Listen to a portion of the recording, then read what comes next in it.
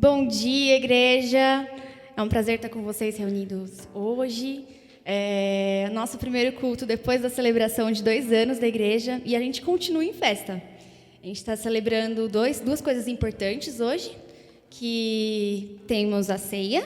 No final do culto, a gente vai estar celebrando o sacrifício que Jesus fez por nós. E também temos o Dia dos Pais, né? Então, parabéns, papais. Que Deus abençoe vocês. Gostaria de fazer uma oração por vocês, tá? Pai, parabéns, te amo. E então, gostaria que vocês fechassem os olhos para a gente orar, tá? Senhor, meu Deus, muito obrigada por esse privilégio, Pai, de estarmos reunidos, meu Deus, e celebrarmos, Pai, em meio a tanta dor e sofrimento que nós temos hoje em dia, a gente poder ter uma celebração, Pai, não somente pelo Dia dos Pais, mas a gente saber que o Senhor, Deus, o Senhor é o nosso Pai. E gostaria de pedir, Senhor, por todos os pais, meu Deus, que o Senhor abençoe, que o Senhor dê calma, tranquilidade e sabedoria para que eles possam exercer o papel de pai com perfeição, Senhor. E que o Senhor também abençoe os filhos, meu Deus, para que nós possamos honrar o mandamento, meu Deus, e respeitar os nossos pais. Em nome de Jesus, que o Senhor possa dar uma tranquilidade em cada família e que todos possam celebrar, Pai, embaixo da sua graça. Em nome de Jesus, que eu te peço, Senhor, e oro. Amém. Vamos cantar.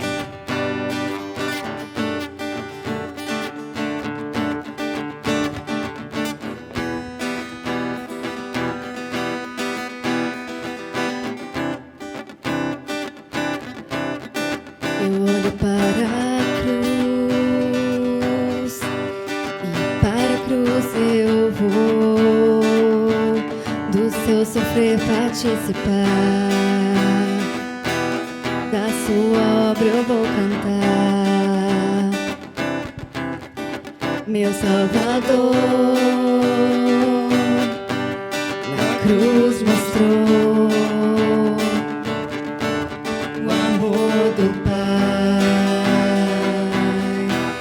do justo Deus.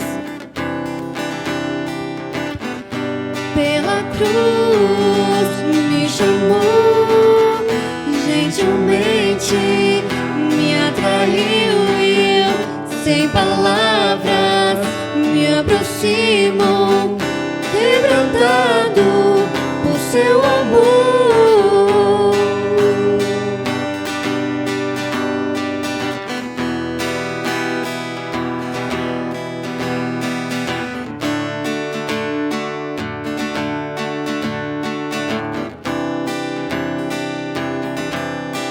Merecida a vida, de graça recebi, por sua cruz, da morte me livrou, trouxe minha vida. Eu estava condenado, mas agora pela cruz eu fui reconciliado. Pela cruz me chamou, gentilmente me atraiu e eu, sem palavras, me aproximo, quebrantado por seu amor. Pela cruz me chamou, gentilmente me atraiu e eu, sem palavras, me aproximo, quebrantado por seu amor. Impressionante é o seu amor.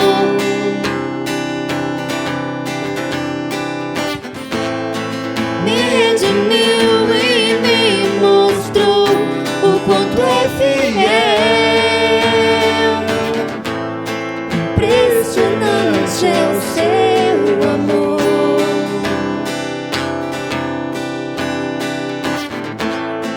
Me redimiu e me mostrou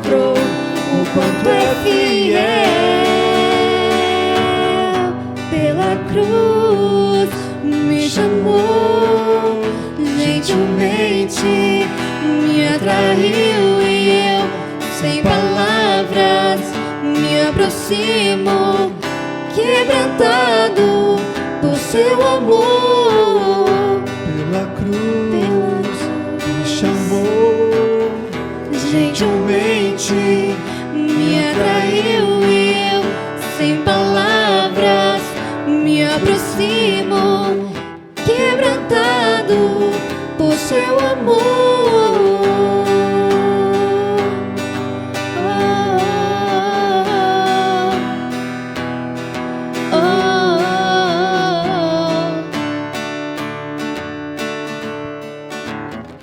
Quebrantado por seu amor.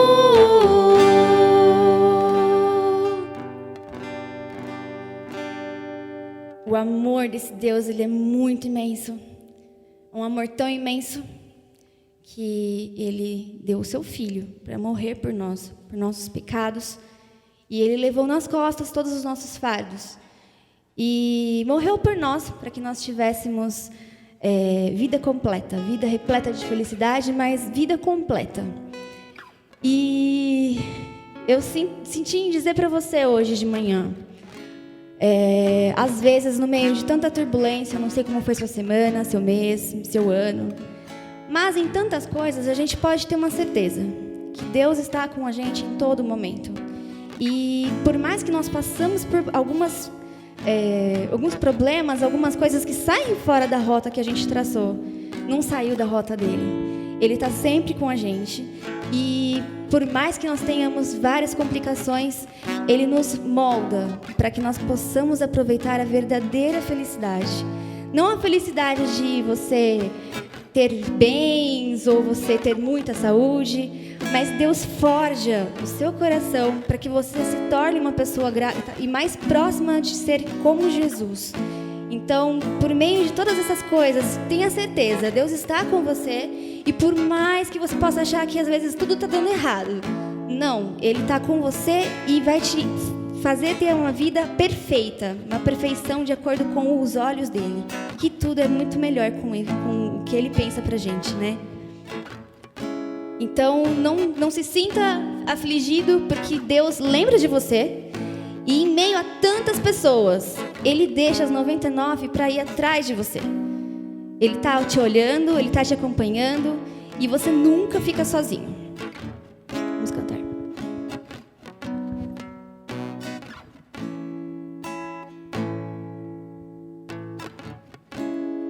Antes de eu falar, tu cantava sobre mim.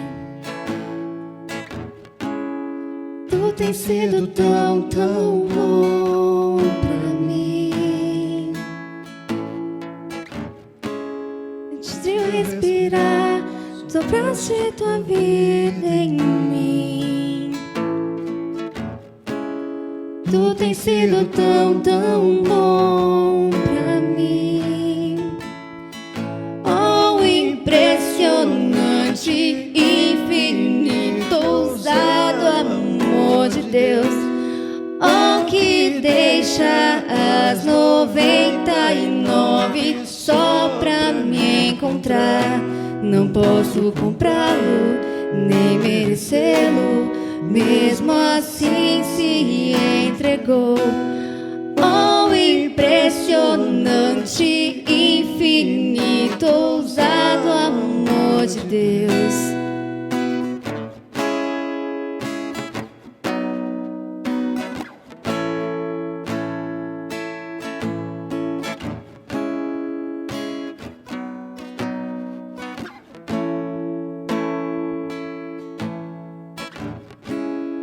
Inimigo foi, mas teu amor lutou por mim. Tu tens sido tão, tão bom pra mim. Não tinha valor, mas tudo pagou por mim. Tu tens sido tão, tão bom pra mim. Impressionante, infinito,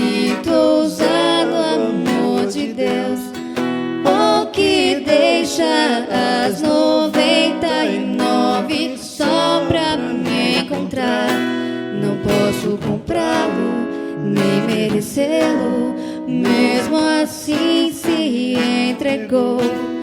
Oh, impressionante, infinito, ousado amor de Deus.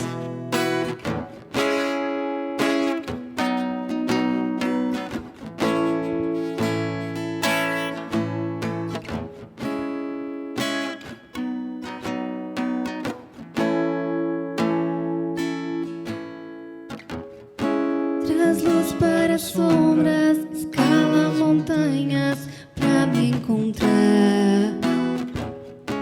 Derruba muralhas, destrói as mentiras pra me encontrar. Traz luz para as sombras, escala montanhas pra me encontrar.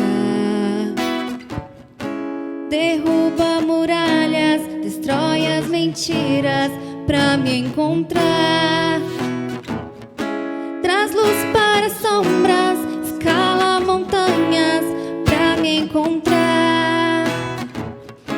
Derruba muralhas, destrói as mentiras pra me encontrar. Traz luz para as sombras, escala montanhas pra me encontrar. Derruba muralhas, destrói as mentiras pra me encontrar. Oh, impressionante, infinito, ousado amor de Deus. Oh, que deixa as 99 só pra me encontrar. Não posso comprá-lo, nem merecê-lo, mesmo assim se entregou. Oh, que impressionante, infinito e ousado amor de Deus.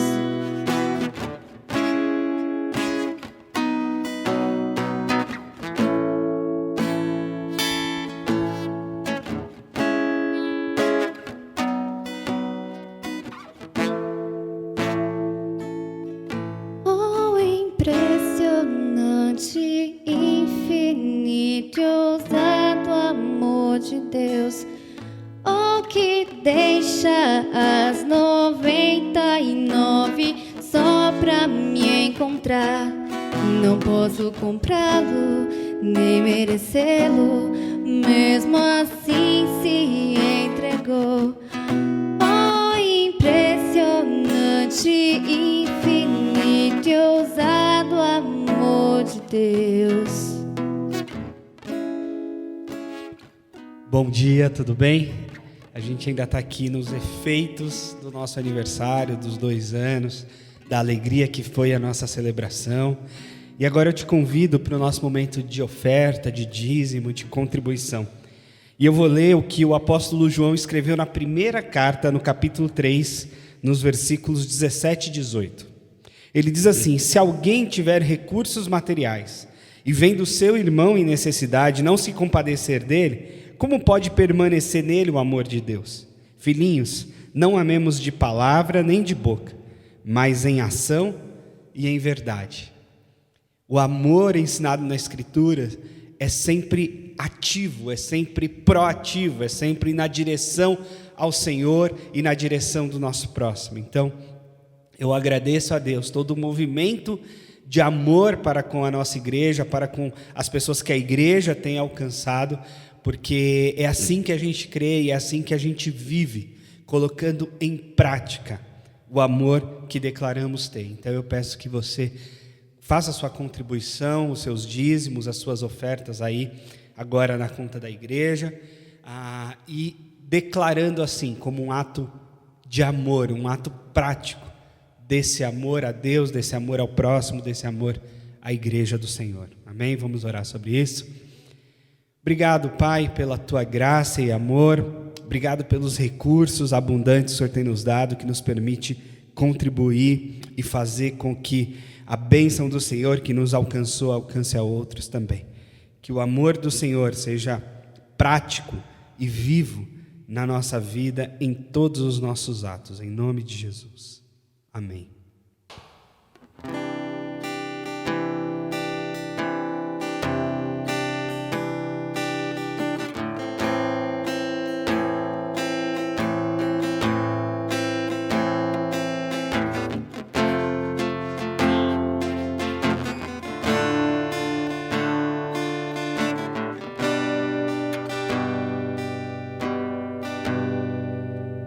está sentado no trono e ao Cordeiro seja o louvor.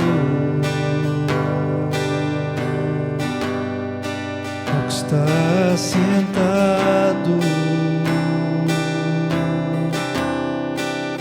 no trono e ao Cordeiro seja o louvor, seja a honra, seja a glória, seja o domínio pelos séculos dos séculos, seja a honra,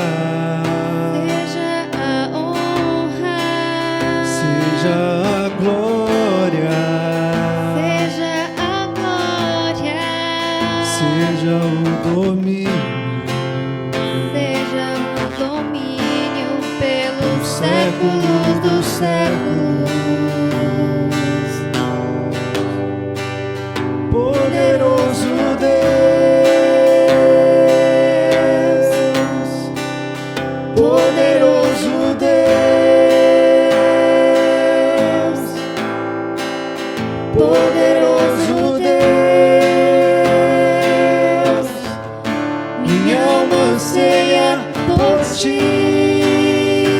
Esse é o desejo do nosso coração. Poderoso Deus, poderoso Deus, poderoso Deus,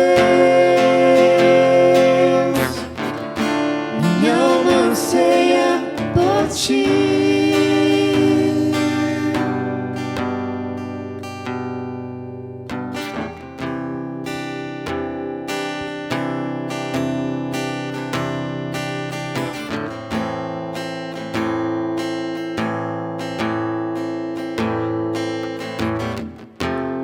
Amamos Jesus,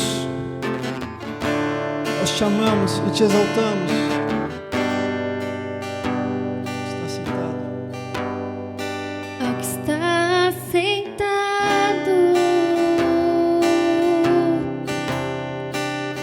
no trono e ao Cordeiro seja o louvor. Ao que está sentado no trono e ao Cordeiro seja o louvor,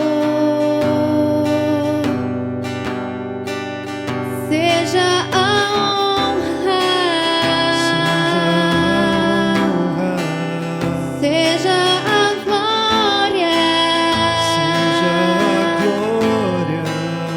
seja o domínio pelos séculos dos séculos, seja a honra, seja a glória, seja o domínio pelos séculos dos séculos. Poderoso Deus,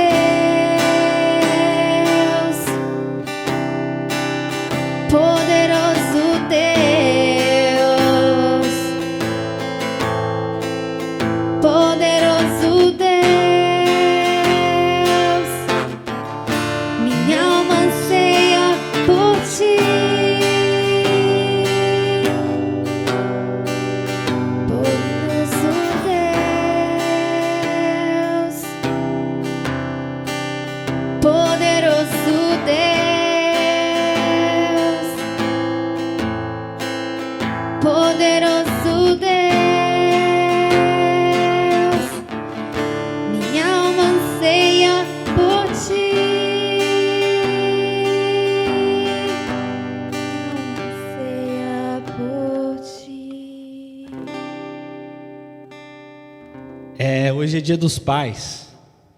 Hoje é um dia de festa em família.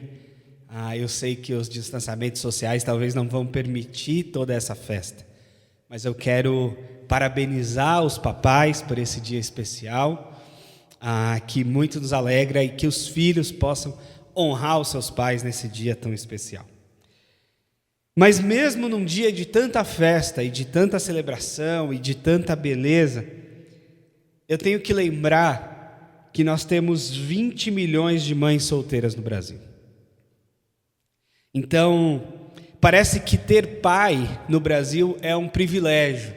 Ter o nome de um homem na certidão de nascimento parece que é uma coisa assim, para poucos, para alguns apenas. Essa é uma tristíssima realidade do nosso país.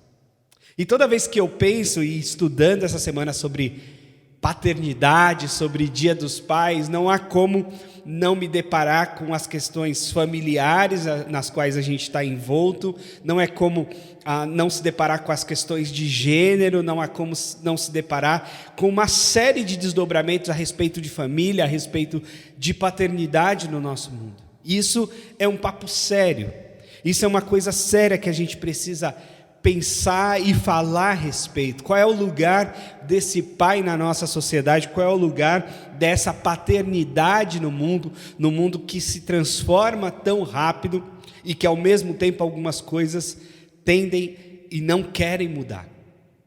E essa realidade das mães solteiras, das mães sozinhas, fora das que seriam mães e que praticaram o aborto, esse é um tema que em algum momento a gente vai ter que tocar aqui. Mas uma das coisas que eu penso a respeito do abortamento é que se há um indiciamento criminal para a mãe, deveria ter um indiciamento criminal para o pai, porque essa mulher não gerou um filho sozinha. E muitos pais, eles abortam, mesmo que o bebê nasça, eles abortam, porque eles vão embora, eles somem, eles decidem não lidar, não criar, não ser pai efetivamente. E agora tem um movimento bonito de pais presentes, de pais ativos e etc. E eu estou lendo e estudando um pouco a respeito disso, mas é interessante ver que tem que criar um movimento de pais ativos, de pais presentes, e adjetivar essa paternidade, quando mãe não precisa adjetivar, né? É mãe, é maternidade, e a gente já sabe tudo o que significa essa palavra. Mas paternidade parece que a gente tem que insistir, adjetivar, educar. Complicado. Mas é verdade que as criancinhas, desde quando nascem, as meninas gostam de brincar de casinha. As crianças pegam as suas bonecas e dizem que são suas filhas. E os meninos não pegam bonecas e dizem que são seus filhos. Normalmente, em geral. Os meninos brincam de carrinho, os meninos brincam de bola, os meninos têm um imaginário diferente a respeito do que é a casa, do que é a paternidade, do que é ser um pai de família. Então, sim, nós precisamos educar os nossos meninos, nós precisamos educar os nossos homens e, quem sabe, educar até mesmo os pais que nós temos. E encontrar esse lugar do pai. É verdade que esse lugar do pai na história nem sempre também foi um lugar definitivo assim. O lugar da mãe, sim, o lugar da mãe sempre foi esse lugar do cuidado, esse lugar da geração, esse lugar da proteção, esse lugar do acolhimento. O lugar do pai na história variou muito em sociedades, em épocas distintas. Agora, olhando para a Escritura, a gente pode olhar qual é o lugar do homem de Deus, do pai. E eu quero ler o livro de Jó. O livro de Jó tem sido um livro frequente de visitação nessa pandemia. Esse é o 3º episódio a respeito do livro de Jó.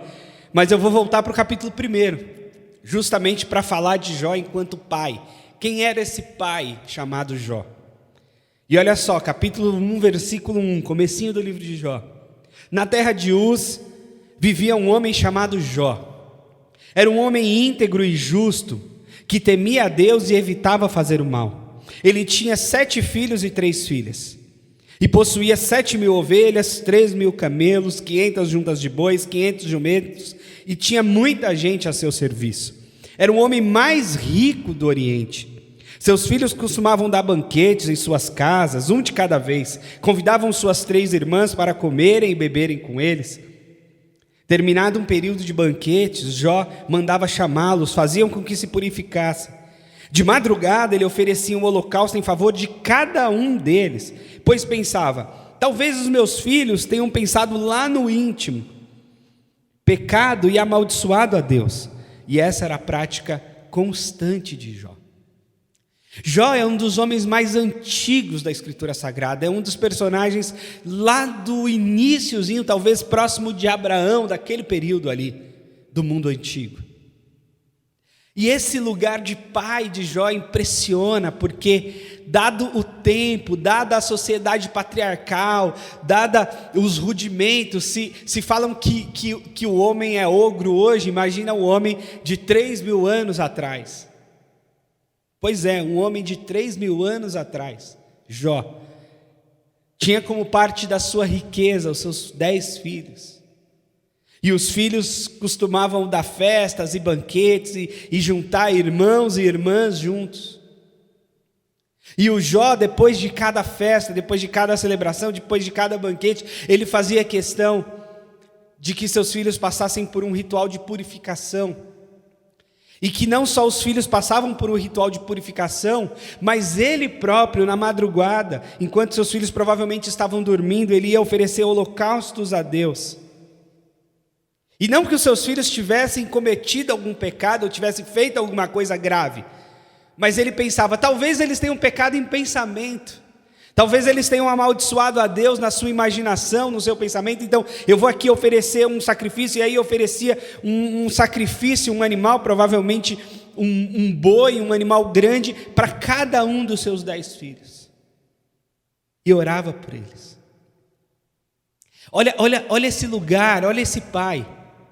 Olha o cuidado desse pai com os seus filhos. Olha a posição desse pai se colocando como não só um educador espiritual dos seus filhos, trazendo-lhes para o ritual de purificação, mas se colocando como um verdadeiro sacerdote da casa, estabelecendo e se colocando nessa relação entre Deus e os seus filhos. Estava ele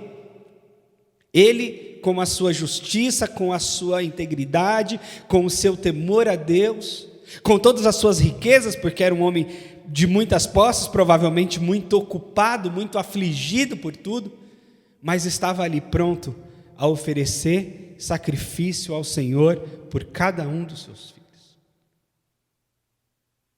Interessante, né? Interessante esse lugar pedagógico do pai, quando a gente pensa que esse lugar pedagógico é sempre da mãe. A mãe tem que ensinar, o pai tem que prover apenas. Hoje em dia, mesmo os pais mais modernos, quando pensam assim: você vai ter um filho, os pais pensam: preciso trabalhar mais, preciso ganhar mais dinheiro, porque filho custa caro, vai ter que pagar uma série de contas a mais para comprar fralda, então ele quer trabalhar mais, porque essa mentalidade do provedor é muito forte. Faz parte, mas a gente precisa saber também que a sociedade mudou e que a mulher também provê. Esse é um elemento. E o outro elemento que a gente tem descobrido cada vez mais, que o maior presente que um pai pode dar ao filho é a própria presença.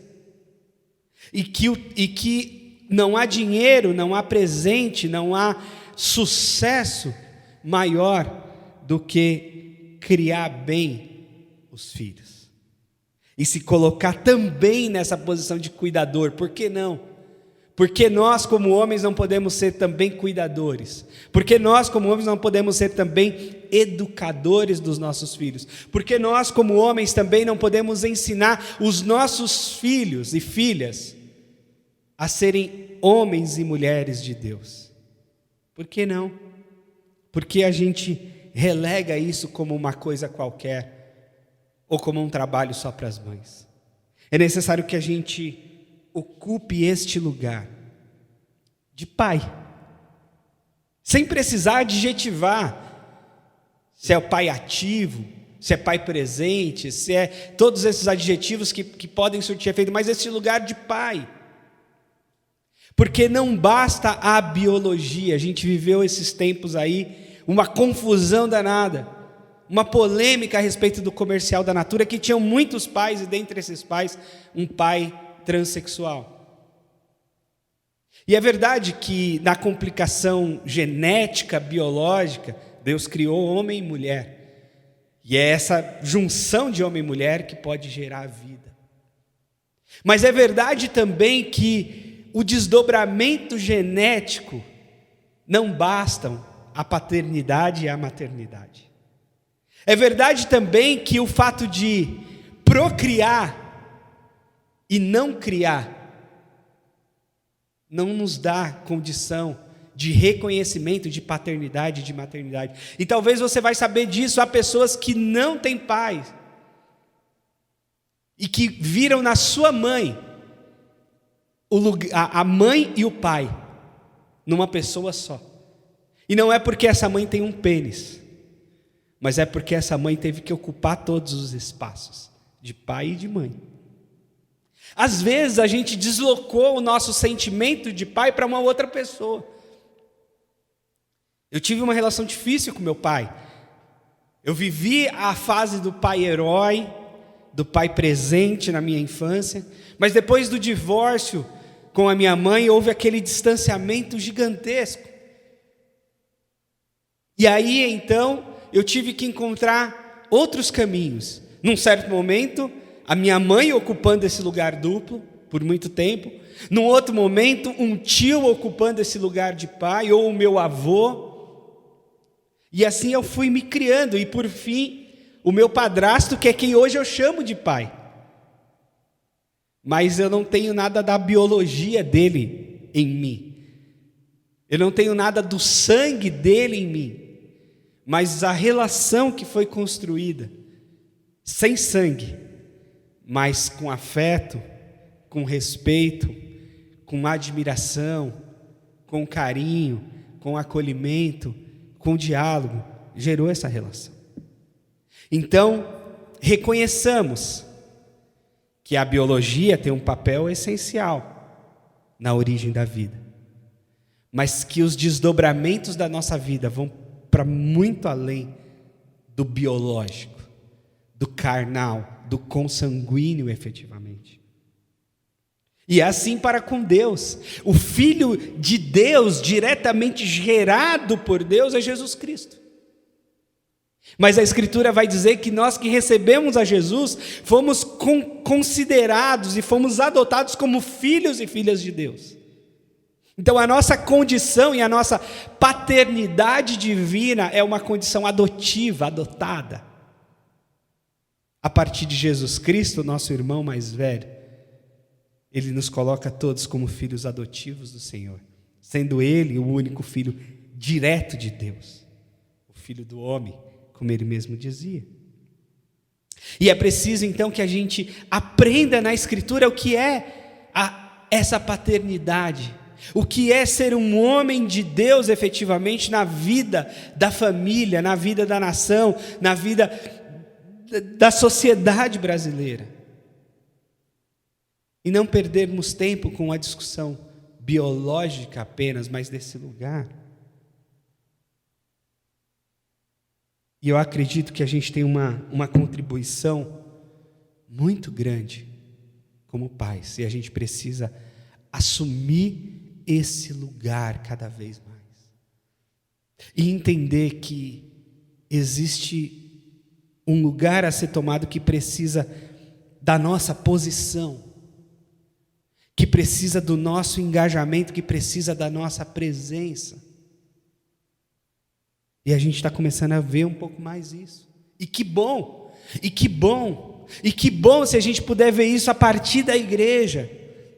Que a nossa masculinidade seja afetiva, como era a masculinidade de Jó. Que a nossa paternidade seja sacerdotal, seja espiritual, como era Jó. A gente se colocar de fato como o sacerdócio do lar, a gente poder amar a nossa esposa como Cristo amou a igreja, nós podemos proteger a nossa casa como Cristo nos protege do inferno. e do pecado a partir da sua entrega. Quanto exemplo temos nas Escrituras a respeito de paternidade, que não precisa nem deve ser machista, opressor, dono da verdade o tempo todo, e por aí vai, a lista seria grande. Mas que a gente possa refletir essa paternidade de Jó, essa paternidade de Deus, que diz que Deus ama o mundo e amou o mundo de tal maneira que deu o seu Filho, de um Deus que chora diante de um mundo que sofre, de um Deus que mostra, mesmo sendo Deus, mostra a sua fragilidade. E como é difícil aos homens mostrar fragilidade, né? Como é difícil, parece que se é menos homem se chorar, parece que se é menos homem se admitir o erro, parece que se é menos homem de reconhecer aquilo que não está legal. E é interessante como o próprio Deus encarnado chora, o próprio Deus se compadece, o próprio Deus se arrepende. Olha só que interessante, tem textos bíblicos que diz: Deus se arrependeu, Deus ia destruir Nínive e se arrependeu daquela destruição, porque o povo se arrependeu. Deus destruiu o mundo com um dilúvio e diz: mas eu não vou mais fazer isso, fiz isso uma vez, não vou mais fazer. É interessante o próprio movimento de um Deus perfeito mostrando e abrindo caminhos de fragilidade, e como isso nos torna mais humanos, como o reconhecimento das nossas falhas e dos nossos defeitos nos tornam mais gente. E às vezes os homens não querem admitir isso. Eu perdi o meu pai para o álcool. Meu pai morreu com cirrose aos 48 anos. E parte do problema, ou talvez o grande motivo da morte dele, foi não admitir a doença do alcoolismo, não admitir o problema que aquilo era, não admitir que aquilo nos distanciou, não admitir que aquilo foi provocador do divórcio, não admitir que aquilo era um problema grave do qual ele deveria se tratar. E quando eu falava isso para ele, eu tentava levar ele para esses caminhos de tratamento, meu pai dizia: eu sei o que eu faço, eu estou bem, quando eu quiser parar eu paro. Meu pai acordava às 6 da manhã tremendo, e só estabilizava o corpo quando ele bebia uma cachaça de manhã. Mas quando eu ia falar com ele, ele dizia: não, quando eu quiser parar eu paro, isso daqui não me domina. Lê do engano, lê do engano. Não é melhor nós como homens admitirmos o nosso erro, admitirmos a nossa compulsão, admitirmos a nossa falha, admitirmos a condição precária da nossa própria vida, às vezes do nosso próprio caráter, e buscar apoio, buscar ajuda, buscar caminhos de cura? É bom ocupar o lugar de super-herói. E é bom que você ocupe como pai o lugar de super-herói na infância dos seus filhos. Na infância dos nossos filhos, eu acredito que nós podemos ocupar um lugar de super-herói, carregando aquela mochila pesada de livros para eles e sendo fortes, sabendo dirigir um carro, que para eles é uma coisa incrível, podendo buscá-los e levá-los na escola, ensinar-lhes um dever de casa. É possível ser o super-herói dos nossos filhos, e eu acho que a gente deve ser, na infância deles. Só que a gente não pode, eles podem acreditar que nós somos super-heróis, nós não podemos acreditar nisso. A gente tem que ter consciência da nossa humanidade. A gente tem que ter consciência de que nós precisamos pedir ajuda. A gente tem que ter consciência de que nós precisamos de apoio. Quantos homens sofrem de depressão e não buscam terapia? Quantos homens sofrem de compulsão sexual, de vício em pornografia e não buscam uma rede de apoio? Quantos homens sofrem de compulsão alcoólica, de alcoolismo, de problemas com drogadição e não buscam apoio, não admitem a sua fraqueza. Quantos homens se matam sem admitir e sem dar sinais desses problemas? E agora vem cá, pense comigo. Meu pai que morreu no álcool, homens que morrem dando um tiro na sua própria cabeça.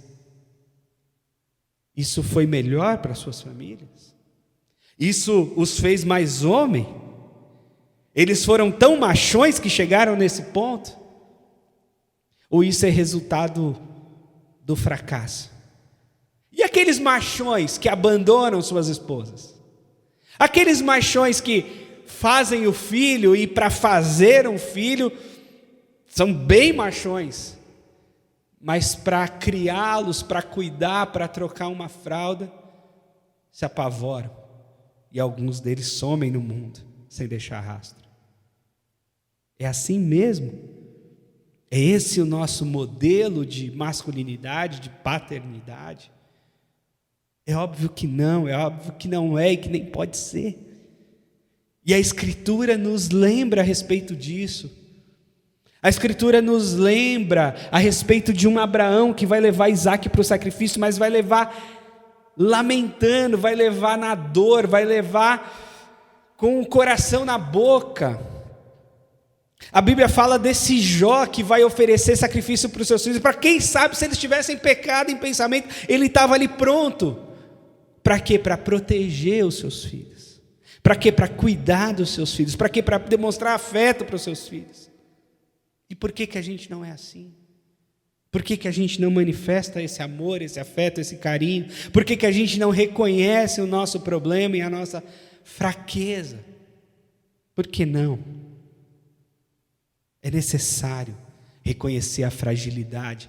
Esse modelo masculino tóxico do qual tem se dito só será vencido quando a gente reconhecer o problema que é o nosso machismo e, ao mesmo tempo, reconhecer e reconstruir a nossa masculinidade. Não em contraponto ou em disputa com a feminilidade ou com o feminismo, mas em parceria. Homem e mulher foram criados parceiros uns dos outros e não disputa ou em disputa um com o outro. É verdade que mesmo no ambiente mais secular, no ambiente mais progressista como o da psicanálise, é dito que o homem tem a função castradora. A mulher acolhe, a mulher protege e o homem castra. O homem, ele entra, quase que invade essa relação simbiótica entre a criança e a mãe e faz a separação e lança essa criança no mundo. Essa é a função do pai na psicanálise. É interessante. Há coisas interessantes a se pensar nessa perspectiva, de um pai que entra nessa relação e coloca essa criança para o mundo, para a sociedade. Mas isso não quer dizer que o pai não possa acolher, que o pai não dê colo, que o pai não troque a fralda, que o pai não abrace. Aliás, Jesus conta uma história linda a respeito de um filho perdido, de um filho atrapalhado, de um filho pecador, de um filho que sai e gasta a herança do pai com prostitutas, com baladas, com festas. Mas quando ele volta, e essa história não tem mãe, mas tem pai. E o pai abraça o filho pecador quando volta. O pai dá uma festa para o filho pecador quando ele volta. O pai dá uma roupa nova para o filho pecador quando volta. O pai dá anel, o pai dá sandálias, o pai acolhe, abraça, perdoa, celebra o filho pecador quando volta. Olha a história que Jesus conta para nós a respeito de paternidade. E compare esta paternidade com as paternidades que nós estamos vendo por aí. Compare esta paternidade com a paternidade que você mesmo exerce. E considere essa história como modelo de paternidade. Agora, é possível que você não tenha pai. Ou é possível que você tenha uma relação muito complicada com seu pai. E isso torna esse dia um tanto quanto difícil, né? Eu entendo as pessoas que acham que não tem que ter dia dos pais ou dia das mães, e sim dia da família. A princípio, eu gosto da ideia de dia das mães e dia dos pais, embora sejam dias bastante comerciais, mas também são bonitos no que eles representam. Mas eu entendo quando alguém fala, eu prefiro ter dia da família, porque eu não tenho nem pai nem mãe. Ou eu só tive mãe, em boa parte dos brasileiros. Ou alguns menos, mas eu só tive pai. Mas eu queria te lembrar de que Deus é pai e mãe para nós. E eu queria te dizer que também ao contrário da psicanálise, que diz que nós temos que ser bem resolvidos com os nossos pais, para depois a gente se resolver em todas as nossas outras relações no mundo, a Bíblia não fala disso. A Bíblia diz para nós que a primeira relação que deve ser resolvida é a nossa com o nosso Pai Celestial. E que Jesus na cruz resolveu por nós. E a partir da nossa filiação a Deus, a partir de nós termos a imagem de Deus como nosso Pai, é que nós podemos moderar todas as outras nossas relações.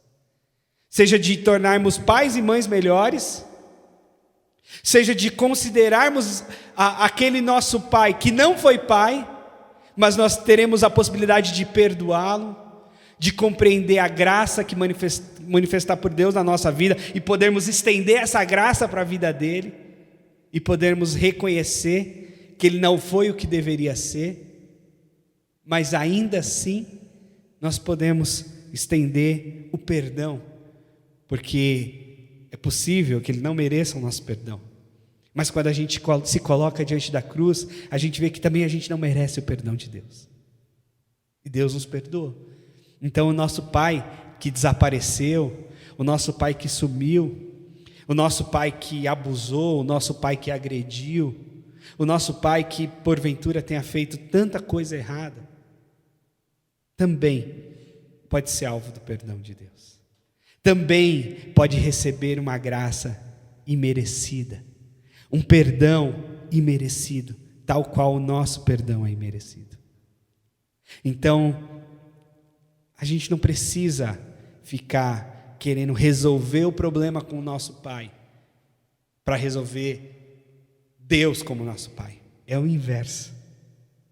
Nós temos Deus como nosso pai, nosso soberano pai, nosso gerador de vida, aquele que gera, aquele que sustenta. Deus não é um pai ausente.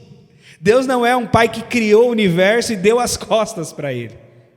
Deus é um pai que criou o universo, que criou o mundo e que sustenta.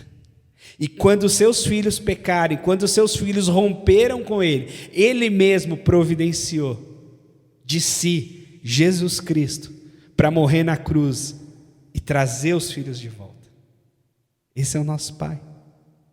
E a partir desse nosso pai que nos recebe com tanta graça, com tanto amor, com tanto acolhimento, com tanto perdão, sendo nós tão pecadores, a gente pode estender o nosso perdão aos nossos pais, por mais complicada que seja a história.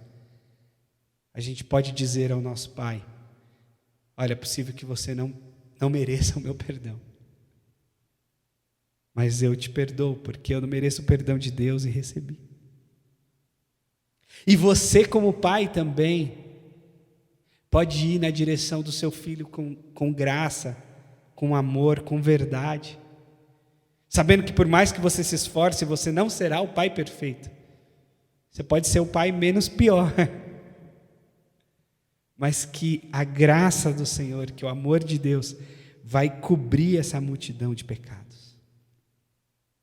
E por fim eu quero voltar para o Jó, porque se você acredita na Escritura Sagrada, e se você entende o seu papel nessa história, você precisa orar pelos seus filhos. Você precisa sacrificar por eles. Você precisa se colocar entre Deus e eles. você precisa mostrar para eles que a fé é algo precioso que precisa ser transmitido de geração a geração. Não delegue a educação dos seus filhos, não delegue a fé dos seus filhos à igreja, a alguém que precisa ensiná-los na igreja. Faça isso a partir de casa, faça isso a partir do seu ambiente familiar. Como é belo para uma criança ver seu pai de joelhos em oração. Eu não pude ver isso. Eu via minha avó muitas vezes, não via meu pai. Mas eu vou ser pai, se Deus quiser. E eu quero ser um melhor homem de Deus até lá, para que eu possa orar, abençoar. E se por acaso ele me pedir a bênção, se eu fosse um pai muito tradicional, que eu acho que não vou ser tanto, mas se eu fosse um pai tradicional, que o filho diz, bênção pai, e o pai diz, Deus te abençoe meu filho, isso não seja vazio, seja profundo mesmo. Deus te abençoe, como uma oração, como uma intercessão, nas madrugadas até, quem sabe, em oração pelos nossos filhos, em oração pelos filhos dos nossos filhos, nos colocando como verdadeiros sacerdotes da casa, líderes espirituais das nossas famílias.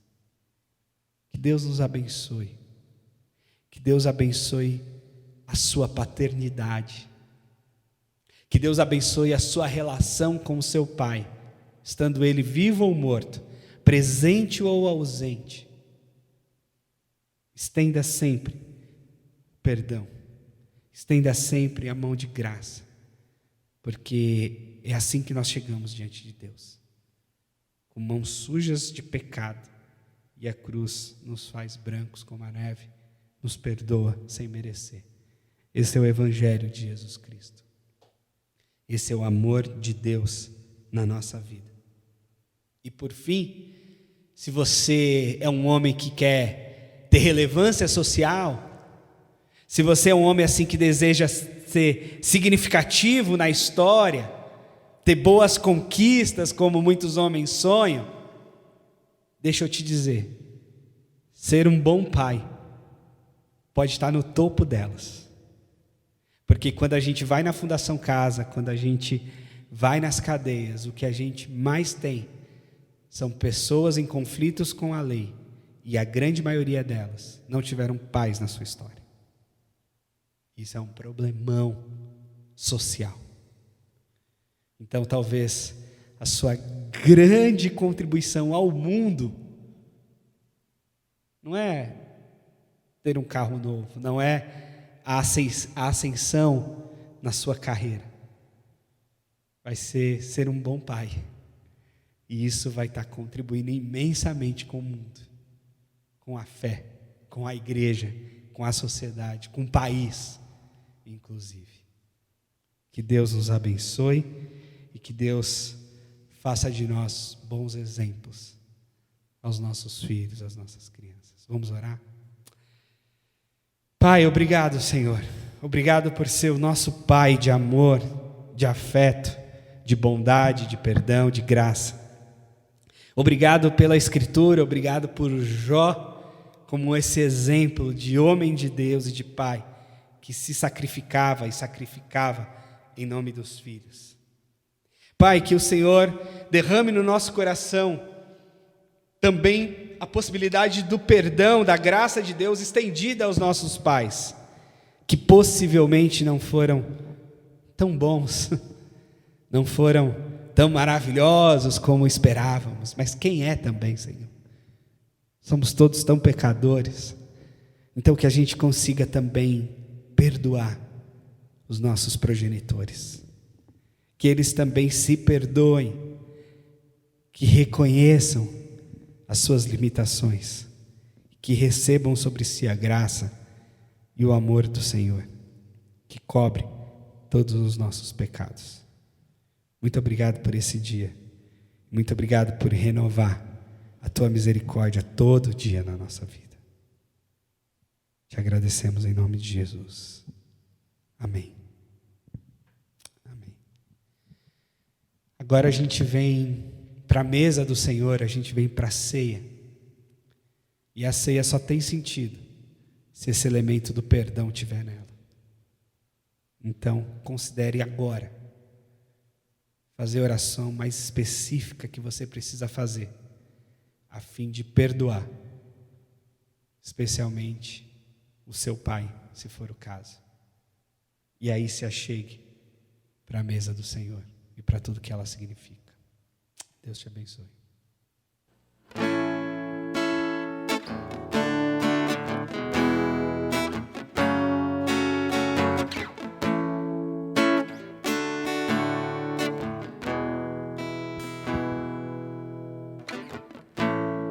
Ó Deus, me sondas, conheces-me,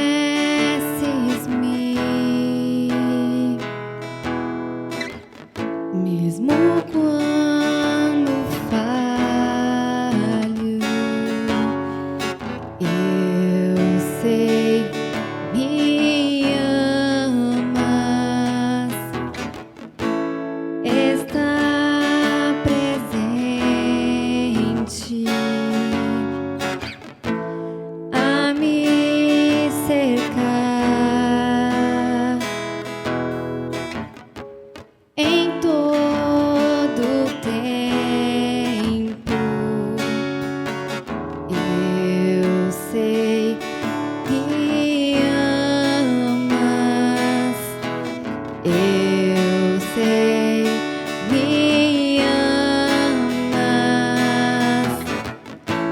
Prostro-me diante da cruz, vejo o sangue de Jesus. Nunca houve amor assim. Sobre a morte já venceu, sua glória o céu encheu. Nada irá me separar. Tu és meu guia, meu protetor.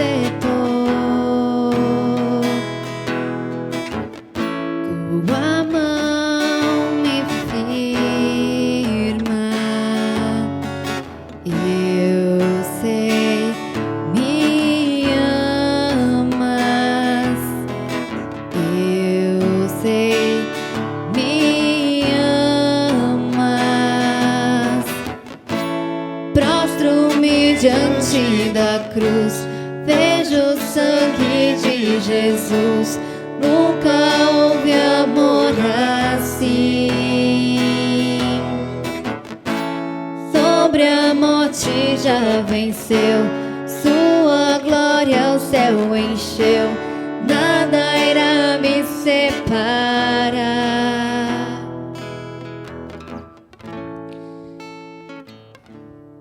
No Evangelho de João, no capítulo 1, versículo 10, diz o seguinte: aquele que é a palavra estava no mundo, e o mundo foi feito por intermédio dele, mas o mundo não o reconheceu. Veio para o que era seu, mas os seus não o receberam. Contudo, aos que o receberam e creram em seu nome, deu-lhes o direito de se tornarem filhos de Deus, os quais não nasceram por descendência natural, nem pela vontade da carne, nem pela vontade de algum homem, mas nasceram de Deus. Ainda que a nossa história tenha alguma complicação a respeito da paternidade que recebemos aqui nesse mundo, Deus nos adotou como filhos. E a ceia celebra essa adoção.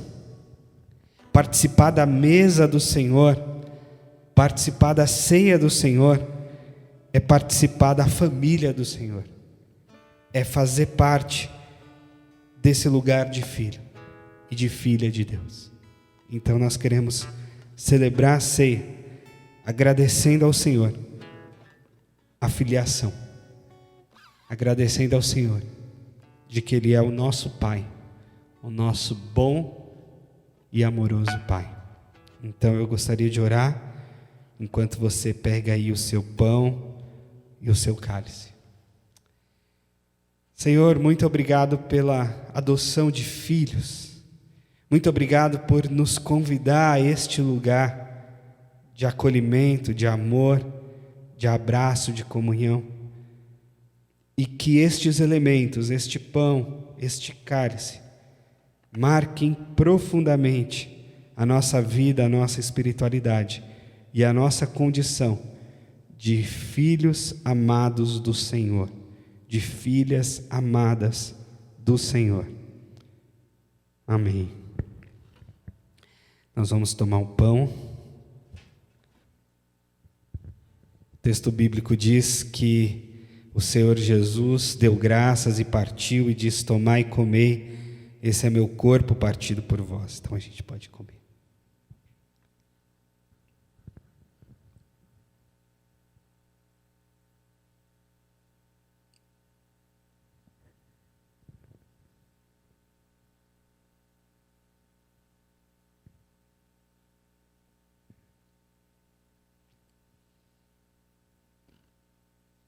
E na sequência daquele último jantar, Jesus tomou o cálice, tendo dado graças, agradeceu ao Senhor e disse: esse é o meu sangue derramado por vós. Fazei isso todas as vezes que beberdes em memória de mim. Então tome o seu cálice, nós tomaremos juntos.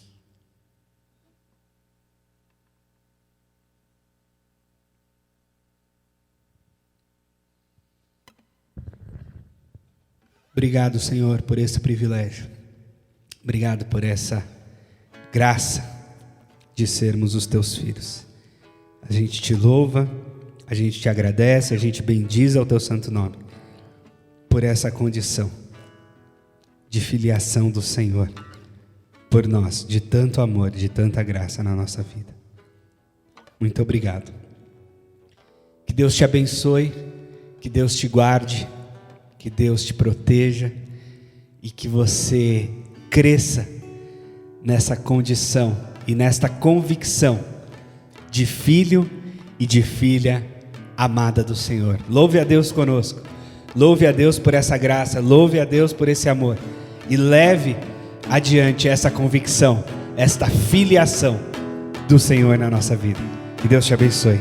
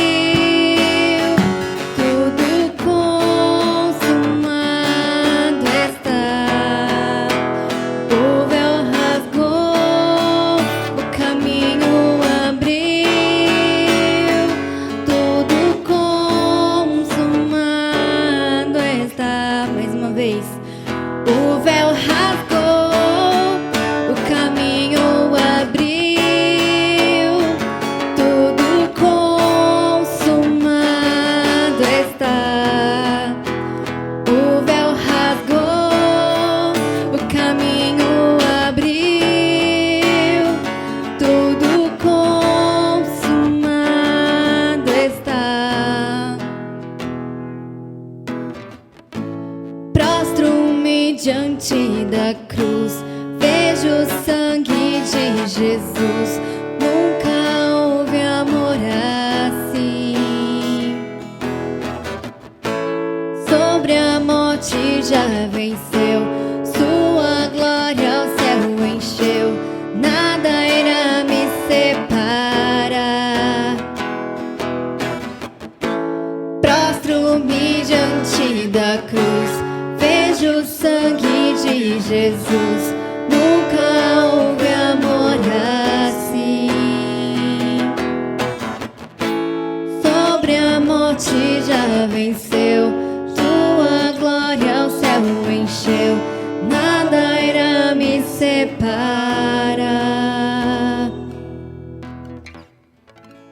E quando tudo se